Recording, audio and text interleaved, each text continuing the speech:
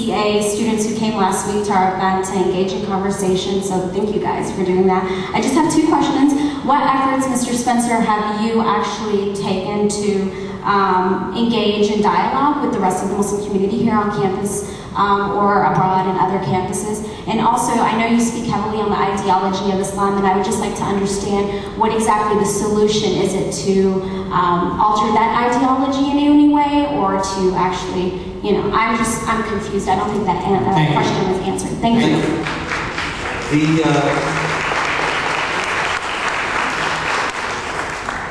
First question, I haven't been here before, and so I haven't done a thing on this campus. I haven't been on this campus. But in general, I have a standing invitation, and it's a sincere invitation to anyone to enter into an honest dialogue and discussion of these questions. I have a website, jihadwatch.org, which I update daily with news and commentary on the ideology and the activities that the ideologues are engaging in. And I'm readily, easily able to be contacted there, director of jihadwatch.org, and I'm always looking for honest discussion and debate. You can find online various print discussions that I've engaged in with people like Hussam Alouche, the Council on American Islamic Relations, California, Asad Abu Khalil, the angry Arab, as he calls himself, and several others whose names escape me right now, I'm sorry. Also debated in live forums, discussed these things in live forums. I'm very happy to do so. Unfortunately, I think that most of the time there's been a tendency to substitute personal attacks for reasoned discussion. And I would respectfully ask those who disagree to reflect on whether that's really the most effective response to something that you disagree with, or whether it's really even a refutation at all. We go on and let's go on to the next question. I'm a Depaul student. I want to open this up to the whole panel. I'd like to get a little response from everyone. This is a part of Terrorism Awareness Week, so I was wondering if maybe you could all define terrorism and why we're talking specifically about Islamic terrorism, not other forms of terrorism, and then how that definition does or does not apply to both U.S. policies and the war in Iraq and the potential war with Iraq. Thank you.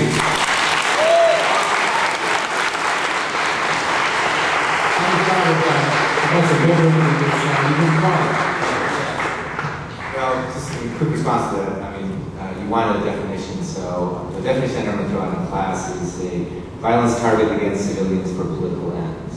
So that's what we mean by terrorism.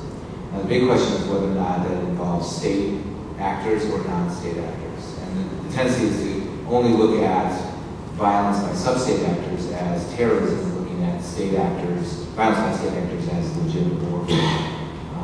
Now the big question we've thrown out is, yes, we're not talking about persecution of Muslims in Gujarat. We're not talking about Sinhala Buddhists targeting Tamils in Sinhala. We're not talking about abortion rights activists shooting doctors. That's not part of the game plan. It's part because this panel is on Iran. Thank you for the question. I tend not در مورد تعریف تروریسم گفتم. من یه صحبتم یه اشاره کردم، یه بار دیگه هم به کوتاه بگم. You asked about the definition of terrorism. I did talk about it in my speech, and I'm going to repeat it one more time. خیلی سادهش این میشه وقتی که یک دولت به کودکان در مدرسه و به دانش آموزها آدم کشتن رو یاد میده و اون رو به عنوان یک ارزش قرار میده، این میشه یک تروریسم. In my view, when the government teaches the young and the not so adults how to kill, and it becomes a value, that is terrorism. و دوستمون درباره این گفت که برای مذاکره کردن ما به دین رو برداریم، اسلام رو برداریم و بخوایم صحبت بکنیم. توی قانون اساسی جمهوری اسلامی نوشته شده که همه چیز رو ما از خدا می‌گیریم و تمام این قوانین رو خدا نوشته و حتی رهبر کشور ما رو خدا منصوب میکنه. چطوری میشه یک همچین جایی که اسلام همه چیزش رو معلوم میکنه و دین معلوم میکنه ما بخوایم درباره سکولاریسم حرف بزنیم؟ من این مسلمانم، سکولارم، اما حکومت ما اینجوری نیست. There was a point at one time, one of the questions was decoupling the religion from the government administration. Well, if you review Constitution of Islamic Regime in Iran, it does say that we get all of our needs and every information from God. God appoints the leader. These are the things that are in the Constitution of Islamic Regime in Iran. How can we segregate them so we can have a dialogue?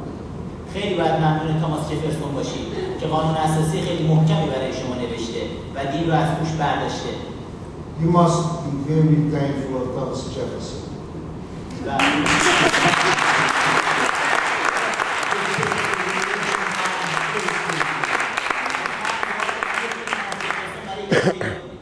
Well, please pray for us so we would end up with the Thomas Jefferson of the Iranian version. Thank you. Probably have a short break. You want to get through the rest of the question? In the sense that the terrorism is the use of a strike against an innocent civilian population in order to demoralize an enemy, take away its will to fight. Terrorism is a tactic of warfare. It's as old as warfare itself. It has been practiced by many populations. It was not invented by Osama bin Laden on September 11th, 2001. However, why are we talking about it in that particular variety? Because that is, of course, the variety that did attack us on September 11th, 2001, with which we are engaged in conflict now, however poorly understood. And so it is to the end of trying to aid in a more sufficient understanding that we are discussing right here tonight. My name is David Ellis. I'm a Depaul student. My first question is directed to Professor Hubbard and the man from Iran. You said earlier in your first in your speech that one of the myths of a possible war with Iran is that Iranian civilians would die. You did say that I tape recorded it, or they wouldn't die as American actions. And according to .gov website, over 80,000, this is the U.S. government website, at least 80,000 Iraqi civilians have died from bombings, and over, just a moment, over 1 million Vietnamese died from U.S. bombings. So how would Iraqi civilians not die, or Iranian civilians not die if Iran was invaded? My second question is... No, excuse me, you only have one, excuse me, I'm the moderator. You've got one question. When everybody finishes, if we still have time, you can come back for your second question. Thank you. One question, that's all we got. We got 15 minutes left.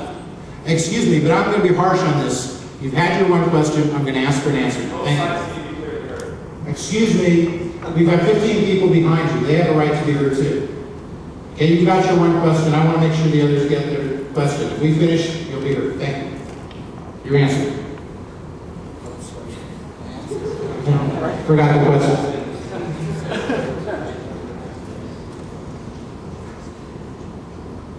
کسی نگفت آدم کشته نمیشه.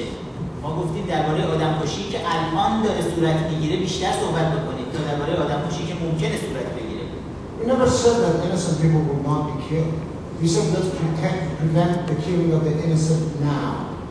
توی ایران وقتی که ما 8 سال با عراق می‌جنگیدیم،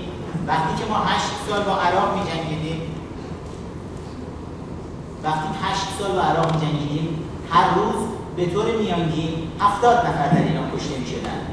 امروز که جنگی نداریم، روزانه 120 نفر در ایران دارن کشته میشن. ما به خاطر بی‌لیاقتی مسئولان داریم بیشتر از یک جنگ کشته میدیم در داخل ایران. During the 8 years of war with Iraq, on the average daily, we were losing 74 innocent lives. Today, we are losing more than 100, and these are all due to incompetency of the regime. تغییر رژیم توی ایران جلوی کشته شدن آدم‌ها رو در ایران میگیره. کشته شدن خواهر برادرهای من رو و پدر من رو. A change of regime in Iran will protect the innocent much more. It will prevent killing of my own siblings, and in fact, my dad could have been alive. All right, thank you. Let's go to the next question. Excuse me. And other such things. Okay. Oh, I'm sorry. Let's let Mr. Gibbard give a chance. Professor Gibbard will respond.